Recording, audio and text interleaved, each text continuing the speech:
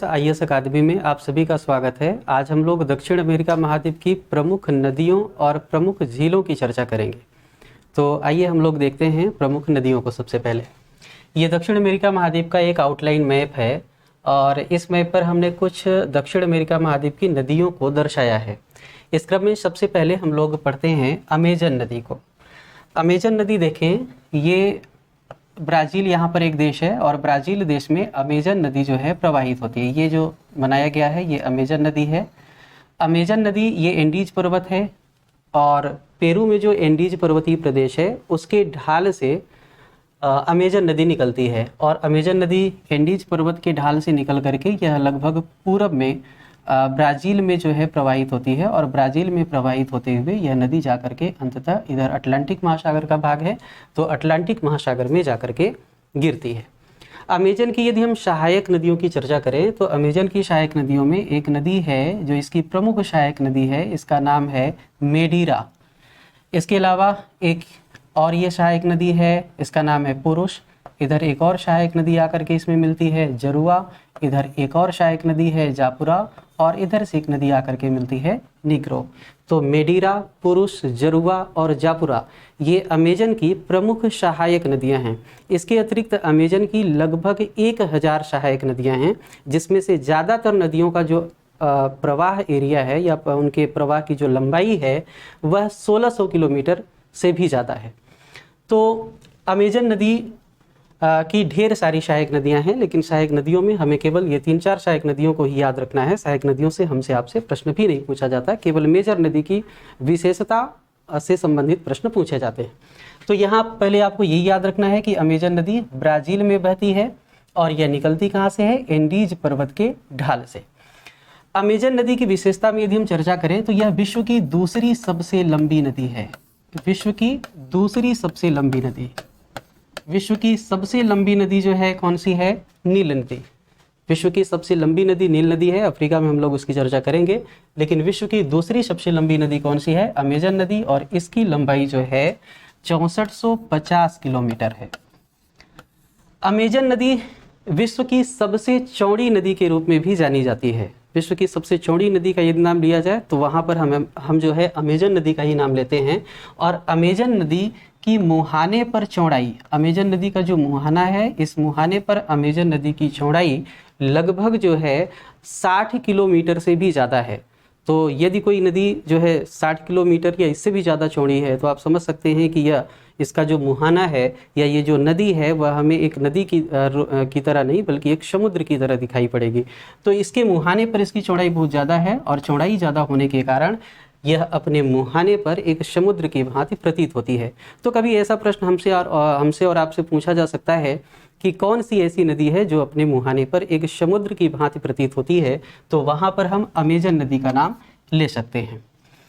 Amazon नदी विश्व में सबसे बड़ी नदी बेसिन के रूप में भी जानी जाती है। एक शब्द है नदी बेसिन, या इसी को हम बोलते हैं नदी द्रोणी, या इसी को बोला जाता है नदी द्रोणी, है ना। तो विश्व में सबसे बड़ा नदी बेसिन किस नदी का है?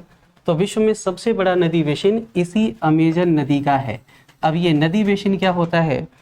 तो मुख्य नदी और उसकी सहायक नदियाँ, यहाँ पर मुख्य नदी कौन सी है? अमेजन नदी, और इसकी सहायक नदियाँ अभी हमने बताया 1000 सहायक नदियां हैं जिसमें से अधिकांश नदियां 1600 किलोमीटर की लंबाई तक प्रवाहित होती हैं। इसका मतलब 1600 किलोमीटर तक के एरिया के जल को लेकर के प्रवाहित होती हैं। तो विश्व में यदि हम सभी नदियों के बेसिन की चर्चा करते हैं, बेसिन जो है एक एरिया को बताता है कि मुख्य नदी और उसकी सहायक नदियां कितने एरिया के जल को लेकर के प्रवाहित होती हैं। जो मुख्य नदी और उसकी सहायक नदी जितने ज़्यादा एरिया के जल को लेकर के प्रवाहित होंगी उस नदी का नदी बेसिन उतना ही बड़ा होगा। विश्व में यदि हम समस्त नदियों के नदी बेसिन का अध्ययन करते हैं तो पाते हैं कि अमेजन नदी का नदी बेसिन सबसे ज़्यादा है। इसका मतलब यह हुआ कि अमेजन नदी और उसकी सहायक नदियाँ बहुत ही बड़े एरिया के जल को लेकर के प्रवाहित होती हैं।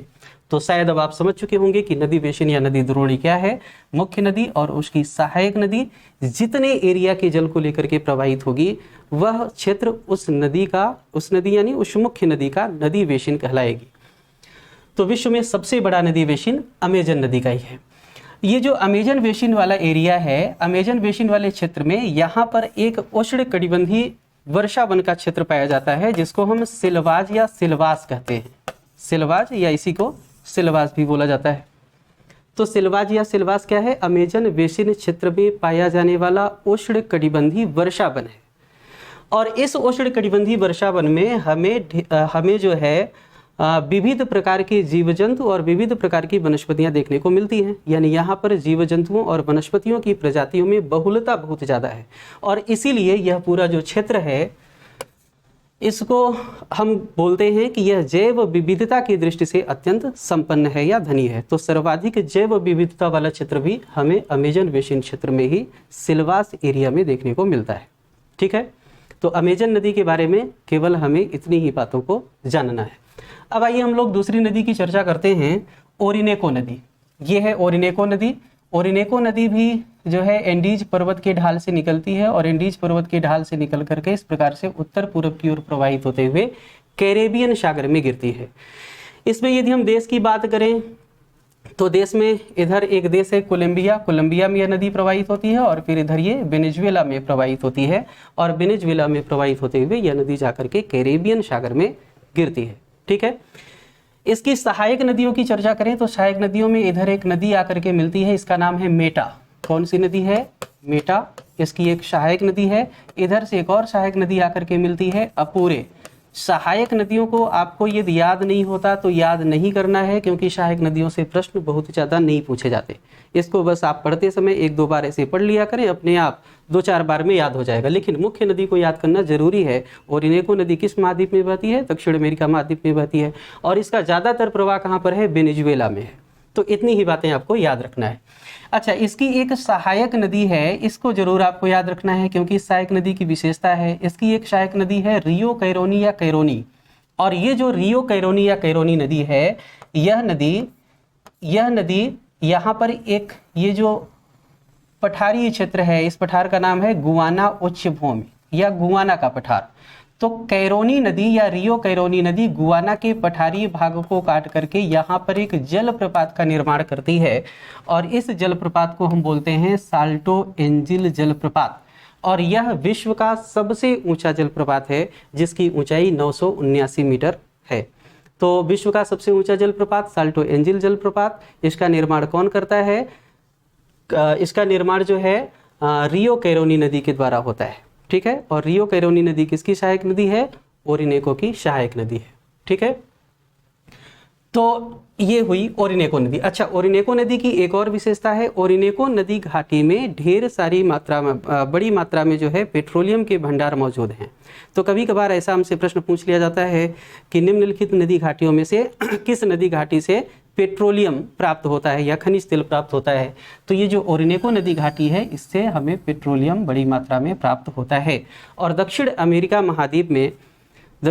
महाद्वीप में वेनेजुएला एक प्रमुख पेट्रोलियम उत्पादक देश है और वेनेजुएला पेट्रोलियम का उत्पादन करता कहाँ से है? ओरिनेको नदी घाटी से। और यही आगे हम लोग चर्चा करेंगे, यहाँ पर एक झील है मराकाइबो झील। तो मराकाइबो झील क्षेत्र से भी जो है पेट्रोलियम प्राप्त करता है कौन? वेनेजुएला। अब आइए हम लोग तीसरी नदी की चर्चा करते हैं। दक्षिण अमेरिका महाद्वीप में एक नदी है यहाँ पराना नदी। ये पराना नदी है। पराना नदी ये जो हमने ग्रीन बनाया हुआ है ये पठारी भाग है, इसको हम ब्राजीलियन उच्च भूमि के नाम से जानते हैं। और ब्राजीलियन उच्च भूमि के दक्षिणी भाग से ब्राजील से एक नदी निकलती है, इसका नाम है पराना नदी।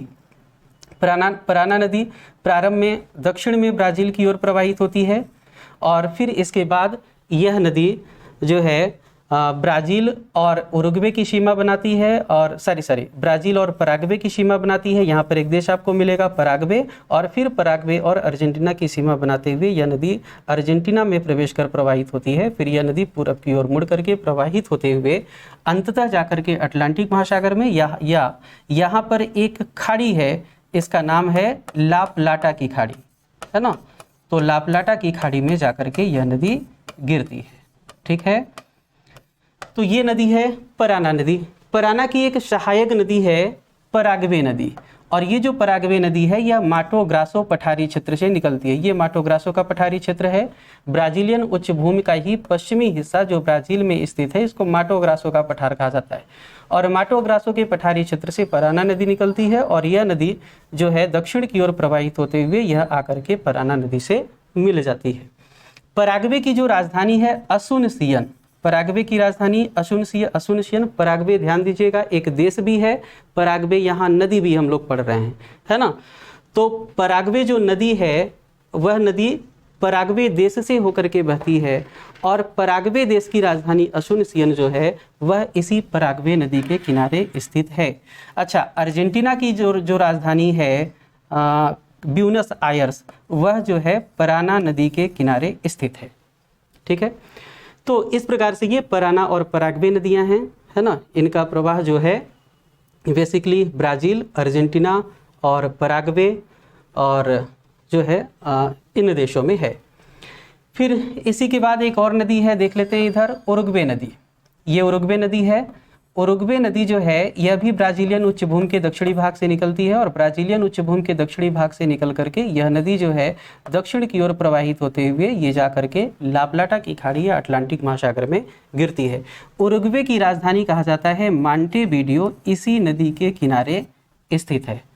तो इस प्रकार से हम लोगों ने ये नदियों को देखा। एक और नदी है इधर साओ फ्रांसिस्को नदी। ये साओ फ्रांसिस्को नदी ब्राज़ीलियन उच्च भूमि वाले एरिया में प्रवाहित होती है। ये ब्राज़ीलियन उच्च भूमि है, ये जो पूरा ग्रीन ग्रीन है। और इस ब्राज़ीलियन उच्च भूमि में ब्राज़ील का यहाँ पर एक प्रांत स्थित है। इस प्रांत का नाम है मिनाइस गिराइस प्रांत। और मिनाइस गिराइस प्रांत से ही जो है साओ फ्रांसिस्को नदी निकलती है। यह नदी प्रारंभ में उत्तर की ओर ब्राज़ील में बहती है, फिर यह पूरब की ओर जो है ब्राज़ील में प्रवाहित होते हुए जाकर के अटलांटिक महासागर में गिरती है। तो साओ फ्रांसिस्को नदी की इसकी कोई विशेषता नहीं है। तो दक्षिण अमेरिका महाद्वीप में परीक्षा की दृष्टि से हमारे लिए केवल इतनी नदियां जो है महत्वपूर्ण हैं, इन्हीं नदियों के बारे में आपको जानना है। अब आइए हम लोग चर्चा करते हैं दक्षिण अमेरिका महाद्वीप की प्रमुख झीलों की।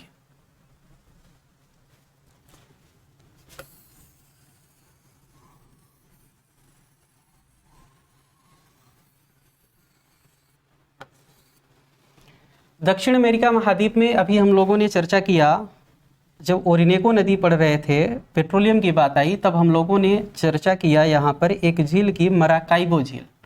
तो मराकाइबो झील जो है बेसिकली यहाँ पर एक झील स्थित है, मराकाइबो झील वेनेजुएला में।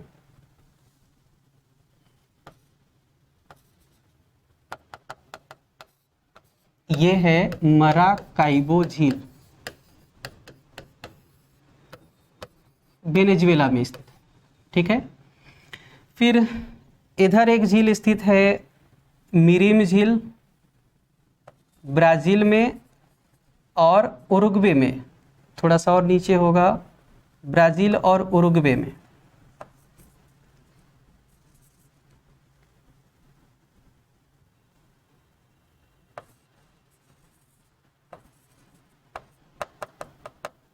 यहाँ पर एक है मिरिम झील, मिरिम झील। फिर यहाँ आप लोगों ने पढ़ा था बोलीविया उच्च भूमि, पेरू और बोलीविया के बीच में है बोलीविया उच्च भूमि या बोलीविया का पठार। और बोलीविया के पठारी भाग में जो है पेरू और बोलीविया के बीच एक झील स्थित है, इसका नाम है टीटीकाका झील, टीटीकाका झील, है ना। यहीं पर बोलीविया के पठारी भाग में ही एक झील स्थित है, इसका नाम है पोपो झील, पोपो झील। तो दक्षिण अमेरिका महाद्वीप में केवल इतनी ही झीलें। अब आइए इन झीलों की हम लोग विशेषताओं को देखते हैं। ये जो मराकाइबो झील है, मराकाइबो झील कहा जाता है एक खारे पानी की झील है। कैसी झील है? खारे पानी की झील है। खारे पानी की झील क्यों होगी? क्योंकि इस झील का संपर्क समुद्र से है। इधर कौन सा सागर है? कैरेबियन सागर। तो कैरेबियन सागर का जल आकर के इस झील में भरता रहता है ना, यानी कैरेबियन सागर का जल इस झील में आता है। तो सागर का जल जो है वो खारा होता है, इसलिए ये जो मराकाइबो झील है उसका जल भी खारा होगा। तो यह एक खारे पानी की झील है। लेकिन खारे पानी की झील होने के साथ साथ यह एक लैगून झील भी है ना। अब लैगून झील क्यों बोलते हैं? ऐसी झीलें जिनका संपर्क डायरेक्ट समुद्र से होता है उसको हम बोलते हैं लैगून झील, है ना। तो यह एक खारे पानी की लैगून झील है क्योंकि इसका संपर्क किससे है? समुद्र से है। और इसकी दूसरी विशेषता हमने बताया कि मराकाइबो झील क्षेत्र से हमें पेट्रोलियम प्राप्त होता है। क्या प्राप्त होता है? पेट्रोलियम। और वेनेजुएला पेट्रोलियम का उत्पादन मराकाइबो झील क्षेत्र और ओरिनेको नदी घाटी से ही करता है। ठीक है, तो इसके बारे में हमें केवल इतना ही जानना है। फिर एक झील है टिटिकाका झील। टिटिकाका झील हमने बताया ये बोलीविया के पठारी भाग में स्थित है, पेरू और बोलीविया के मध्य। बोलीविया की राजधानी जो लापाज है वह इसी नदी के किनारे स्थित है। बोलीविया की राजधानी लापाज जो बोलीविया की राजधानी है वह टिटिकाका झील के तटीय भाग में ही स्थित है। लापाज की एक और विशेषता है कि यह विश्व में सर्वाधिक ऊंचाई पर स्थित राजधानी शहर है ना। तो लापाज विश्व में सर्वाधिक ऊंचाई पर स्थित एक राजधानी शहर है।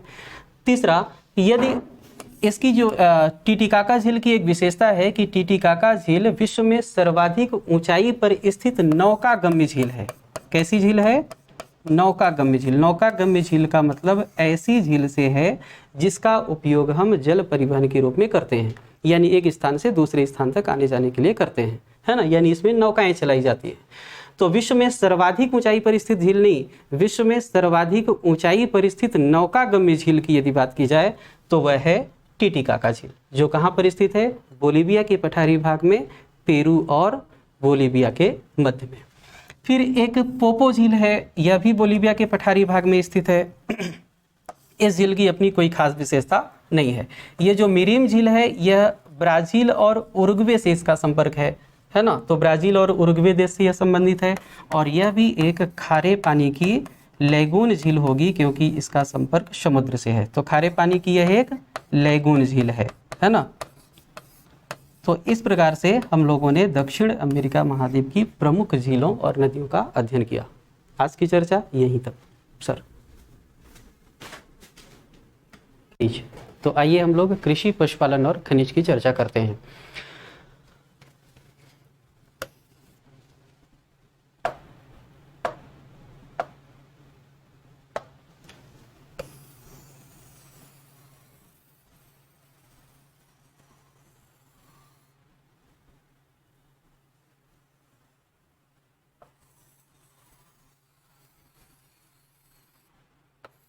ये दक्षिण अमेरिका महाद्वीप मैंने बनाने का प्रयास किया है। इसी मैप पर हम लोग खनिज इत्यादि की चर्चा करेंगे। सबसे पहले हम लोग दक्षिण अमेरिका महाद्वीप में कृषि व पशुपालन को देखते हैं। कृषि व पशुपालन। दक्षिण अमेरिका महाद्वीप में कृषि की दृष्टि से 3 देश महत्वपूर्ण हैं। कृषि योग्य भूमि यहाँ जो है मुख्यतः यहाँ पर एक देश आप लोगों ने पढ़ा था अर्जेंटीना। तो अर्जेंटीना में कृषि योग्य भूमि उपलब्ध है, यानी अर्जेंटीना में काफ़ी प्लेन एरिया है। और इसी प्रकार से यहाँ पर एक देश आप लोगों ने पढ़ा था उरुग्वे। तो उरुग्वे में भी कृषि योग्य भूमि है। और इसके अलावा चिली जो देश है, यहाँ पर एक देश है पराग्वे। तो पराग्वे में भी कृषि योग्य भूमि है। तो दक्षिण अमेरिका महाद्वीप में बेसिकली ज़्यादातर जो कृषि योग्य भूमि है वह अर्जेंटीना, उरुग्वे और पराग्वे में है। अर्जेंटीना, उरुग्वे और पराग्वे में गेहूं का बड़े पैमाने पर प्रोडक्शन किया जाता है। किस फसल का? गेहूं का। इसके अलावा गेहूं का प्रोडक्शन चिली के मध्यवर्ती भाग में भी किया जाता है। तो यहाँ पर हमें गेहूं जो है मुख्यतः अर्जेंटीना में ज़्यादातर, उरुग्वे में, पराग्वे में और चिली में जो है देखने को मिलता है। यहाँ पर इनका बड़े पैमाने पर उत्पादन होता है। लेकिन इन सब में गेहूं का बड़े पैमाने पर प्रोडक्शन अर्जेंटीना में किया जाता है। और अर्जेंटीना में भी कहाँ? अर्जेंटीना में हम लोगों ने पढ़ा था पंपास का मैदानी भाग। यहाँ पर पढ़ा था पिछले लेक्चर में पंपास, है ना। तो अर्जेंटीना में पंपास का जो मैदानी भाग है वह पूरे विश्व भर में गेहूं उत्पादन हेतु प्रसिद्ध है। गेहूं के अलावा जो है एक फसल है कहवा या काफ़ी। कहवा या काफ़ी का भी प्रोडक्शन जो है इस महाद्वीप में होता है। और इस महाद्वीप में यहाँ पर हम लोगों ने एक बड़ा सा देश पढ़ा था, ब्राज़ील। ब्राज़ील जो है विश्व में सबसे बड़ा कहवा उत्पादक देश है और ब्राज़ील को विश्व कहवा का घर कहा जाता है। और ब्राज़ील में कहवा का प्रोडक्शन होता कहाँ पर है, तो ब्राज़ील में हम लोगों ने जो पठारीय भाग पढ़ा था, ब्राज़ील में जो पठारीय भाग है जिसको आप ब्राज़ीलियन उच्च भूमि बोलते हैं, तो ब्राज़ीलियन उच्च भूमि के दक्षिण पूर्वी हिस्से में बड़े पैमाने पर कहवा या काफ़ी का प्रोडक्शन किया जाता है। ठीक है, यहाँ पर कहवा उत्पादन जो है बड़े पैमाने पर होता है। और यहीं पर एक शहर है साओ पोलो, ब्राज़ील में ही। और ब्राज़ील का जो साओ पोलो है इसको विश्व कहवा मंडी के नाम से जाना जाता है। क्या बोलते हैं साओ पोलो को? विश्व कहवा मंडी, है ना, विश्व कहवा मंडी के नाम से जाना जाता है। यहीं पर एक शहर है, बंदरगाह है ब्राज़ील का ही, और इस बंदरगाह का नाम है सैंटोस। ब्राज़ील का जो सैंटोस बंदरगाह है, सैंटोस बंदरगाह के द्वारा ब्राज़ील कहवा का बड़े पैमाने पर निर्यात करता है। और इसीलिए ये जो सैंटोस बंदरगाह है यह कहवा बंदरगाह के रूप में पूरे विश्व भर में जाना जाता है। तो सैंटोस को कहवा बंदरगाह कहते हैं। और साओ पोलो से लेकर के सैंटोस तक जो रेल मार्ग चलाई जाती है ना, जिसके द्वारा आमतौर पर बड़े पैमाने पर जो है कहवा का ट्रांसपोर्टेशन किया जाता है, उसको जो है कहवा रेल के नाम से जाना जाता है ना। तो कहवा रेल कहाँ से कहाँ तक है? साओ पोलो से लेकर के सैंटोस तक का ये जो रेल मार्ग है उसको कहवा रेल मार्ग के नाम से जाना जाता है। ठीक है, ब्राज़ील में कहवा के जो विशाल बाग होते हैं उसको फेजेंडा कहा जाता है। ब्राज़ील में कहवा का प्रोडक्शन जो है वहाँ एक विशेष प्रकार की मृदा पाई जाती है जिसको टेरा रोसा मृदा कहा जाता है। यह रंग में लाल रंग की होती है। तो टेरा रोसा मृदा में या लाल मृदा में ब्राज़ील में कहवा का बड़े पैमाने पर प्रोडक्शन किया जाता है। और यहाँ पर कहवा के जो विशाल बाग हैं उसको फेजेंडा के नाम से जाना जाता है। किसके नाम से जानते हैं? फेजेंडा। तो ब्राज़ील में कहवा के जो विशाल बाग हैं उसको फेजेंडा के नाम से जानते हैं। तो ये कहवा था। कहवा के अलावा एक फसल है कोको। कौन सी फसल? कोको। कोको का भी प्रोडक्शन जो है दक्षिण अमेरिका महाद्वीप में होता है। और कोको उत्पादक देशों की चर्चा करें तो यहाँ पर आप लोगों ने एक देश पढ़ा था, इक्वाडोर, है ना। इक्वाडोर में कोको का प्रोडक्शन होता है। यहाँ पर आप लोगों ने एक देश पढ़ा था जो है पेरू, है ना। पेरू में भी इसका प्रोडक्शन होता है। यहाँ पर एक देश आपने पढ़ा था कोलंबिया। कोलंबिया में भी कोको का प्रोडक्शन होता है और कोको के साथ साथ रबर का भी प्रोडक्शन इन देशों में होता है। और यहाँ पर एक देश आपने पढ़ा था वेनेजुएला, है ना। तो वेनेजुएला में भी कोको का प्रोडक्शन किया जाता है। इसके अलावा ब्राज़ील में भी कोको का प्रोडक्शन किया जाता है, कोको और रबर। तो कोको और रबर इनका प्रोडक्शन जो है दक्षिण अमेरिका महाद्वीप के इक्वाडोर, कोलंबिया, वेनेजुएला, पेरू और ब्राज़ील देशों में होता है। ठीक है, कोको जो है एक उष्णकटिबंधीय वर्षा वन का पौधा है। और कोको के वृक्ष से हमें जो है साल भर कोको प्राप्त होता है और इसको सुखा करके हम चॉकलेट और वसा युक्त जो पदार्थ होते हैं उसका निर्माण करते हैं। तो ये कोको है। इसके अलावा रबर का भी प्रोडक्शन इन देशों से होता है। फिर दक्षिण अमेरिका महाद्वीप में यहाँ पर एक ग्रान चाको का मैदानी भाग हम लोगों ने पढ़ा था। ग्रान चाको का मैदानी भाग ये जो है अर्जेंटीना के उत्तरी हिस्से में और पराग्वे में है। तो अर्जेंटीना के उत्तरी हिस्से में और पराग्वे में जो ग्रान चाको का मैदानी भाग है यह मुख्यतः कपास उत्पादन हेतु प्रसिद्ध है। किसके लिए? कपास उत्पादन के लिए प्रसिद्ध है। इसके अलावा कपास का प्रोडक्शन ये जो ब्राज़ीलियन उच्च भूमि है उसके दक्षिणी भाग में भी किया जाता है। तो ब्राजीलियन उच्चभूमि के दक्षिणी भाग में भी कपास का प्रोडक्शन होता है। और यहाँ पर जो साओ पोलो है, साओ पोलो यहाँ एक प्रांत भी है, साओ पोलो एक शहर भी है, तो साओ पोलो प्रांत में भी कपास का बड़े पैमाने पर प्रोडक्शन होता है। तो दक्षिण अमेरिका महाद्वीप में यदि हम फसलों की चर्चा करें तो केवल यही फसलें हैं जो परीक्षा की दृष्टि से महत्वपूर्ण हैं। एक तो गेहूं, इसका प्रोडक्शन आमतौर पर जो है यहाँ पर अर्जेंटीना में होता है, उरुग्वे में होता है, पराग्वे में होता है, चिली के मध्यवर्ती हिस्से में जहाँ पर जो है भूमध्य सागरीय जलवायु पाई जाती है और प्लेन एरिया है, वहाँ पर भी इसका प्रोडक्शन आमतौर पर होता है। और भूमध्य सागरीय जलवायु वाले क्षेत्र में, चिली में, यहाँ पर जो है जो रसदार जो फल हैं उनका भी प्रोडक्शन होता है। लेकिन सबसे ज़्यादा गेहूं का प्रोडक्शन यदि हम चर्चा करें तो अर्जेंटीना में पंपास के मैदानी भाग में होता है। फिर कहवा, हमने देखा कि कहवा का प्रोडक्शन जो है ब्राज़ील में होता है ना। ब्राज़ील विश्व भर में कहवा उत्पादन में प्रथम स्थान रखता है, इसलिए ब्राज़ील को विश्व कहवा का घर कहा जाता है। और ब्राज़ील में जो टेरा रोसा मृदा पाई जाती है या जो लाल मृदा पाई जाती है उसमें कहवा का प्रोडक्शन बड़े पैमाने पर होता है। कहवा उत्पादन के लिए यहाँ पर पाई जाने वाली टेरा रोसा मृदा जो है सर्वोत्तम मानी जाती है। यहाँ पर कहवा की जो विशाल बाग हैं उसको फेजेंटा कहा जाता है। ब्राज़ील का जो साओ पोलो शहर है वह विश्व भर में कहवा मंडी के रूप में विख्यात है।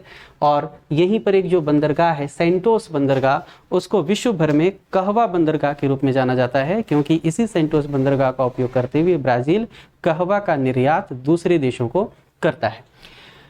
साओ पोलो से लेकर के सेंटोस तक जो रेल मार्ग चलती है उसको कहवा रेल मार्ग के नाम से जाना जाता है, क्योंकि साओ पोलो से सेंटोस बंदरगाह तक कहवा को पहुंचाने का काम जो है रेल मार्ग के द्वारा होता है। और जिस रेल मार्ग के द्वारा होता है उसको हम जो है कहवा रेल मार्ग के नाम से जानते हैं। तो ये ब्राज़ील में कहवा के बारे में हम लोगों ने पढ़ा। इसके अलावा कोको और रबर का प्रोडक्शन हमने बताया कि कोको जो है एक उष्णकटिबंधीय वर्षावन का पौधा है और इससे हमें साल भर जो है फल जो है मिलता रहता है और उसको पीस करके हम जो है चॉकलेट और अन्य जो है पदार्थ का निर्माण करते हैं। और इसका प्रोडक्शन जो है वेनेजुएला, कोलंबिया, इक्वाडोर, पेरू इन देशों में और साथ ही साथ ब्राज़ील में इसका प्रोडक्शन होता है। फिर इसके बाद हमने चर्चा किया कपास का प्रोडक्शन जो है मुख्यतः जो है ब्राज़ील में किया जाता है, ब्राज़ील के पठारी भाग में, ब्राज़ील के दक्षिण पूर्वी पठारी भाग में। और इसके अलावा ये जो ग्रान चाको का मैदानी भाग है जो अर्जेंटीना और पराग्वे में स्थित है, यहाँ पर भी कपास का प्रोडक्शन किया जाता है। तो दक्षिण अमेरिका महाद्वीप में परीक्षा की दृष्टि से कृषि में हम लोग केवल इतना ही पढ़ेंगे। इसके बाद अब हम लोग चर्चा कर लेते हैं कि दक्षिण अमेरिका महाद्वीप में कौन कौन से खनिज पदार्थ पाए जाते हैं। तो खनिज पदार्थों की यदि हम चर्चा करें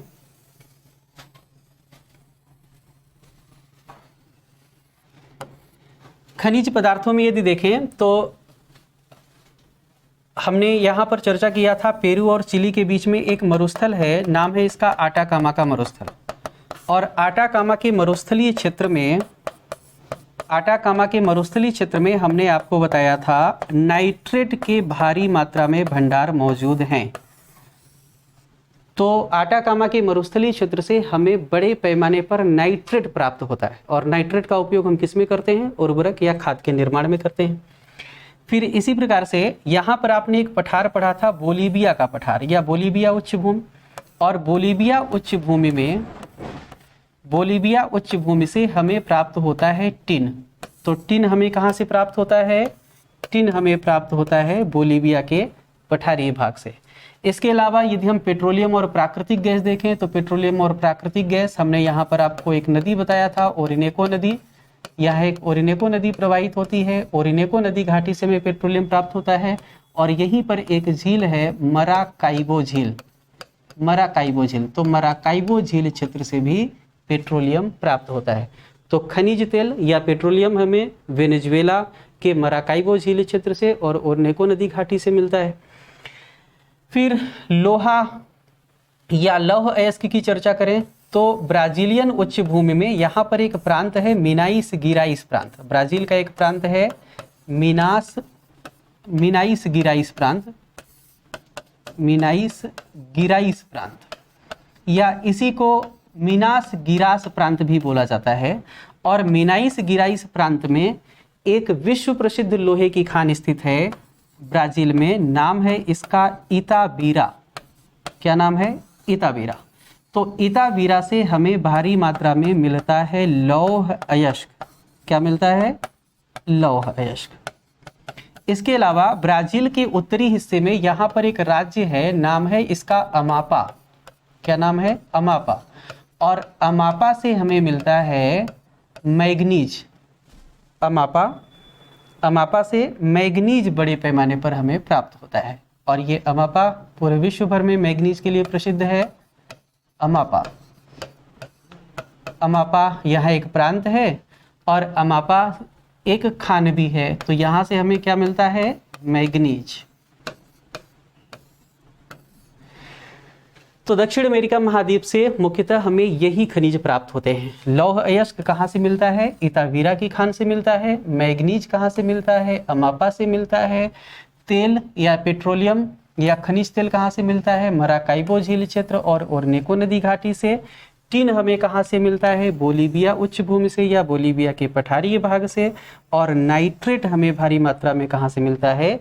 आटाकामा के मरुस्थलीय भाग से। तो इस प्रकार से दक्षिण अमेरिका महाद्वीप में हम लोगों ने खनिजों को पढ़ा। तो आज की चर्चा यहीं तक।